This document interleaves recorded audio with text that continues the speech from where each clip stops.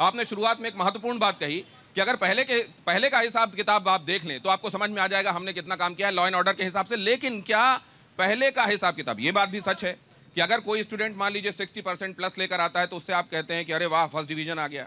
लेकिन अगर उसके सामने कोई टॉपर जो 75% लेकर आता है तो कहा जाता है तुम क्या लेकर आए उसको देखो। लेकिन अगर वहीं कोई 50% वाला है तो 60% वाला कहता है देखिए आप हमसे सवाल कर रहे हैं, आप उनसे तो पहले पूछिए। क्या आरजेडी और कांग्रेस यहाँ जो मौजूद है, पहले जमाल भाई आपसे बात करना चाहता हूँ, क्या आप लोगों ने वाकई इस राज्य को वो दिन दिखा दिए हैं कि अब जो भी काम किया जा रहा है उसको अपनी लकीर लंबी कह सकते हैं संजय सरोगी और उनकी पार्टी और उनका गठबंधन?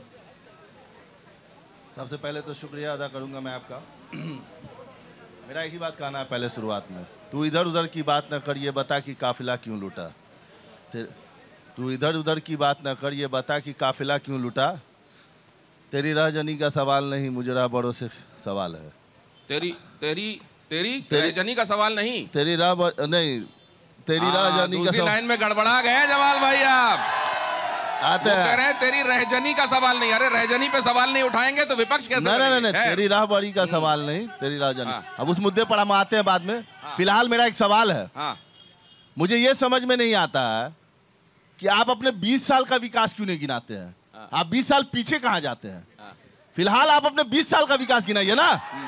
जब भी डबल इंजन की सरकार को जो बेपटरी हो चुकी है, जब भी उनसे आप बात कीजिएगा 20 साल पीछे जंगल लड़ा, तो क्या अभी मंगल लड़ा जो मर्डर हो रहा है इलेक्शन में मोकामा में? आपके आरजेडी वाले जो साथी उनको माइक दीजिए जरा। एक बात मैं समझना चाहता हूं, आरजेडी के शासनकाल के हिसाब से अगर क्राइम ग्राफ को आप देखें, क्राइम जीरो नहीं हुआ है, इसमें कोई दो राय नहीं है। लेकिन क्राइम ग्राफ घटा है, पहले के मुकाबले क्राइम घटा है, इसमें भी कोई दो राय नहीं है।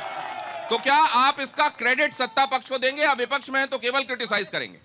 नहीं, पहले आप ये समझ, एनसीआरबी का डेटा आपने देखा है क्या? जी, उसी के हिसाब से कह रहा हूं, मेरे पास है क्या डेटा है? और मैं अगर आप चाहेंगे तो वो रख भी दूंगा। एनसीआरबी का क्या डेटा बता दीजिए हमको। एनसीआरबी का डेटा ये कहता है कि 2016 में जब नीतीश के साथ तेजस्वी गए थे तो 1 लाख की जनसंख्या में जो अपराध होता था वो सीधे 287 पहुंच गया था। आपको जानकारी 180 181 के आसपास होता था। क्या ये बात गलत है? एनसीआरबी का डेटा जरा ये ग्राफ पे आपने सवाल किया है, आपके सामने टीवी में फ्लैश करा रहा हूं एनसीआरबी का डेटा। आपको मैं बता दूं, एनसीआरबी का डेटा आप देखना चाहते हैं? कल के नहीं देखना चाहते तो अपनी बात नहीं, पहले बात सुन लीजिए। इलेक्शन कमीशन की तरफ से कोई नोटिस आनंद सिंह के तरफ नहीं किया गया। खुलेआम हत्याएं हो रही है बिहार के अंदर में, एसआई की हत्या हुई, कारोबारियों की हत्या हो रही है। ये दरभंगा में कोई दिन ऐसा नहीं है जहां हत्याएं नहीं हो रही है, गोलियां किसी जिला में नहीं चल रही है।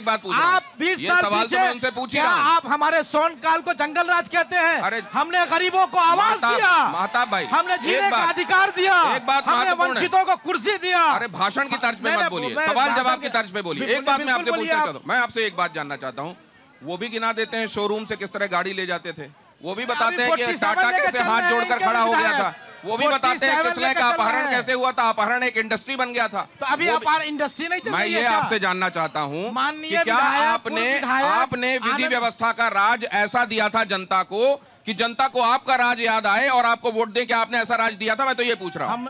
हमने तो बहुत ही खूबसूरत राज दिया था और ऐसा दिया था जो गरीब थे, दलित थे, पिछड़े थे। खेसारी लाल यादव बोलने का मौका मिला। माफ कीजिएगा, खेसारी लाल यादव ने कहा है, खेसारी लाल यादव ने कहा है कि पहले का सर आप ही के नेता हैं। मेरी बात भी आप सुन लीजिए। सुन तो लीजिए, मैं सुन रहा हूँ सर, मैं सुन रहा हूँ, आप सुन लीजिए। खेसारी ने कहा है कि पहले कम से कम पैसा देके जिंदा तो बचते थे। उन्होंने कहा है पहले पैसा देके जिंदा तो बचते थे। लेकिन अब मैं आप दोनों मेन स्ट्रीम पार्टी से हट के जरा जाना चाहूंगा। पुष्पम प्रिया चौधरी 2020 आपको याद होगा, उन्होंने खुद को मुख्यमंत्री पद का दावेदार तक बताया था।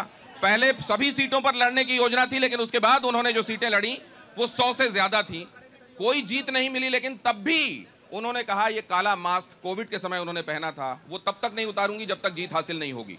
वो विदेश से पढ़कर आई हैं, वो जानती हैं कि उनके परिवार में बहुत सारे लोग जेडीयू में रहे हैं, लेकिन वो ये कहती हैं कि मैं जाति की जकड़न से, संप्रदाय के जकड़न से इस राज्य को निकालना चाहती हूँ। पुष्पम प्रिया जी, कितनी कामयाबी मिली आपको? सबसे पहले तो यहाँ पे जितने भी आप लोग उपस्थित हैं उनसे मेरी ये रिक्वेस्ट है कि मिथिला की थोड़ी इज्जत रख लीजिए। पुष्पम प्रिया जी, उस बारे में उन लोगों ने बहुत संयम बरता है। अब अपनी बात कीजिए प्लीज। नहीं, आप इस तरीके से शो नहीं कर सकते। जब हमारे व्यक्ति को, सर एक मिनट, जब हमारे 22 साल के बच्चे को यहाँ पे अभी 2 मिनट पहले इन लोगों ने जिन्होंने ये झंडा पहना हुआ है और बेदर्दी से नहीं, ये बोलने की जरूरत है। ये मैंने जो सवाल पूछा है पुष्पम प्रिया जी, मेरा करबद्ध निवेदन है, मेरे सवाल का जवाब दीजिए। आप आज जातीय जकड़न से, सांप्रदायिक जकड़न से कितना बाहर निकलते देख रही हैं बिहार को? बिहार की जो हालत है वो यहाँ है। बिहार की जो हालत, अरे भगवा का आपने ट्रेडमार्क लिया हुआ है। जितना भगवा आपका है उतना ही भगवा मेरा भी है। भगवा उते हमरो है जते आहा के भगवा है। भगवा सिर्फ आहा के नहीं है, हमर से हो उतबे भगवा है जते आहा सबके है। हम हमर से हो उतबे भगवा है, जैसा मैंने आपको बताया, लेकिन उसके बावजूद संयम बढ़ता जा रहा है। सुरेंद्र नहीं, आपसे मैं एक बात में आ रहा हूँ, मैम शांति हो जाएगी ना, मैं आपके पास आऊंगा। जब आप बोल रही हैं तो पता नहीं क्यों अशांति हो रही है, इसलिए मैं जरा सारे बीजेपी के ही लोग हैं। सुरेंद्र जी, मैं आपसे ये जानना चाहता हूं, अशांति होगी। जन सुराज इस फ्रेम में सारे बीजेपी के ही लोग हैं, दरभंगा में खुद को कहां पा रहा है? अशांति होगी।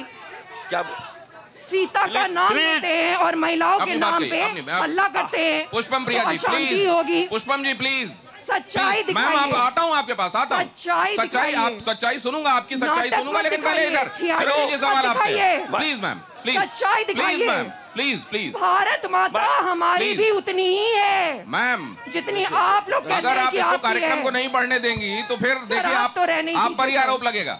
सर आप एक सेकंड, संजय सरावगी जी उनसे कह रहे हैं कि आप बात को आगे बढ़ने दीजिए, वो कह रहे हैं आप रहने दीजिए। अब मैं आपके पास आता हूँ, जरा पहले सुरेंद्र, नहीं पहले सुरेंद्र जी, अच्छा इससे पहले कि हम आगे बढ़े, जरा आपको कुछ चीजें मैं दिखाना चाहता हूँ। आप तमाम जनता से मेरी आशा है। आज जब बिहार में थे उन्होंने क्या क्या कहा, अमित शाह ने जो कहा फ्लैश कीजिए।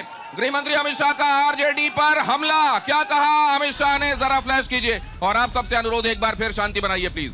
गृह मंत्री अमित शाह का आरजेडी पर हमला, 15 साल का जंगल राज चाहिए या 20 साल का सुशासन? एनडीए सरकार बनी तो सारी चीनी मिलें खुलेंगी, कहा अमित शाह ने। अगले 5 साल में सभी चीनी मिलें खोल देंगे, कहा अमित शाह ने।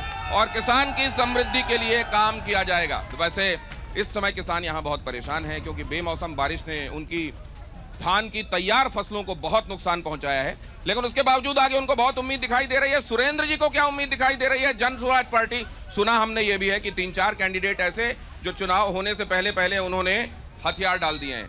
और प्रशांत किशोर कह रहे हैं कि देखिए यहाँ ऐसा पलायन का मुद्दा हम उठा रहे हैं, एनडीए के शासनकाल में अगर 3-4 हमारे कैंडिडेट पलायन कर गए तो क्या बड़ी बात होगी। क्या ऐसे देखा जाए सुरेंद्र जी इसको? आप सबों का स्वागत है और तमाम जनता को मिथिला की धरती पर मैं अभिनंदन करता हूं। और जन स्वराज कृपया शांति बनाए रखिए। हम इनसे एक सवाल पूछना चाहते हैं। नहीं भाई साहब, एक्सीडेंट बैठ जाइए आप और नारेबाजी मत कीजिए। हाँ जी। जन स्वराज का शाब्दिक अर्थ ही है जनता का सुंदर राज।